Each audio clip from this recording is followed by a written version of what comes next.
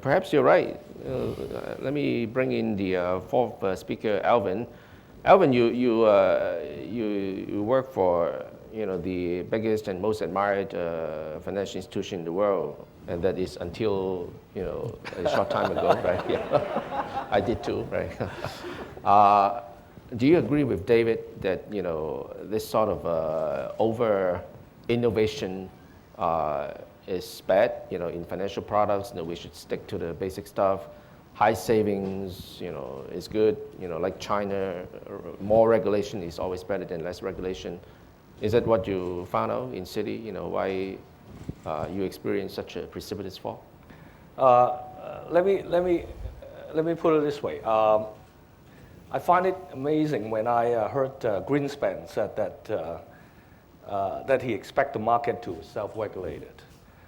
I think history tells us that it doesn't work. While the financial tsunami speaks for itself. And I think at the end of the day,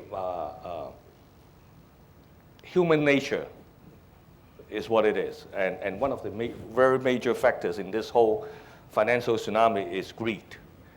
And we heard about investment bank, we heard about all the others. So I think at the end of the day, a certain amount of regulation is needed. However, it's important that we do not over-regulate, because if we do, then we kill the markets. So it's a balance, and I think personally, I think the regulator, the pendulum, I should say, will probably swing too far, and then will come back again. It is what it is. The other thing is, I also want to take this opportunity to elaborate a little bit on what Chris said. Deleveraging. I'm living through that day in and day out. What does that mean? I think in the banking industry, one of the most important resources that we need to do business is capital. Without capital, banks cannot do business. And what did the financial tsunami do to the banks? It depleted our capital. Capital becomes a very scarce resource.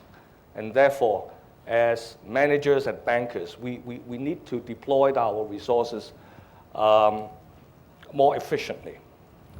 And we have to make choice. It means we pick the best customer, or the customer that provides us with the best return. In certain cases, we have to scale down on our size of the business, given that if there is not sufficient capital. And also it involves choosing markets where we think we get a higher return, we'll devote a bit more capital vis-a-vis the other market. And in that sense, Asia is coming out on the upper hand. Asia is still growing, and at least within Citi, we are investing in Asia. We are putting a lot of resources in Asia, and that I think is the bright side. Okay, so much I think from the experts on how the financial world has changed since the crisis. Let's get into a bit of more of the meat of the issue. How have all these changes, Andrew, affected the employment picture for the sector? In particular, I'd like you to point out the change in demand for different types of jobs, pay scale, remuneration standard. Obviously, we are seeing a lot of changes, and we already seen tremendous change in the pay scale of senior executives, for example. But what about most of the audience here, who are looking for entry-level jobs? Have you seen something dramatic in terms of its change? Yes, overall, I think the job market has slowed down quite a bit, along with the slowdown in the economy. I think for all of you who are thinking about career choices, it's important for you to know what are the growth areas and where are the major disaster area. I would say that overall, in certain sectors, some jobs are disappeared overnight, others are down by 30 to 50%. And there's been layoffs of people who are excess fat, where there's not enough activities to keep them busy. And people have been asked to take holidays without pay. So all this is happening in Hong Kong and the rest of the region. I think where the growth is the public sector, government-related jobs and government spending-stimulated jobs, as well as the infrastructure, like engineering, because all governments around the world are spending more money on toll roads, railways, and bridges. And as such, I think consulting engineering firms are doing very well. Construction firms are doing better. And then it's time when I think all these major infrastructure had to be built because, in boom time, they can't employ enough people and get enough attention on these projects. So it's a good time for people to take a break and get involved in building infrastructure.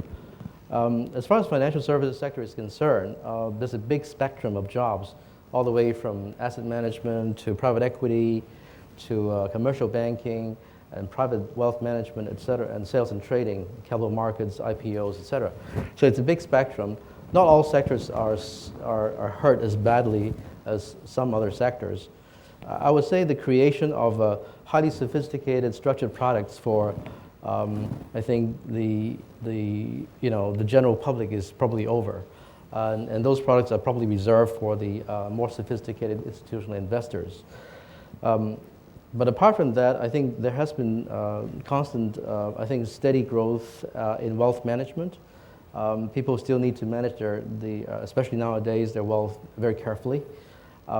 Secondly is that China seemed to be, as you said, insulated a little bit from what's happening around the world. And our Shanghai business is still doing quite well. And more especially for all of you here today, you should be really thinking about what's going to happen in this new one country, two cities pronouncement by central government. Because they just came out last week to announce that Shanghai is going to be the second financial center or another financial center and hub in China. So what's going to happen is that in 3 or 4 years' time, when things come back, they need you to be able to be perfectly fluent in Mandarin and perfectly able to function properly in China. That's where the opportunities are.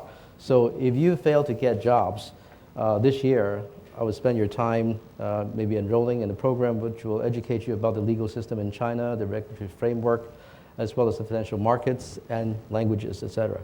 So I was making the best use of your That's great. That's great. I'll come back to this question of Shanghai versus Hong Kong later. But before that, after listening to the middleman, because Andrew is the chairman of Korn Ferry, the largest, I believe, right?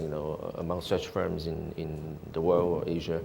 I'd like to hear from the insiders, the buy side, right? Because you guys buy talents.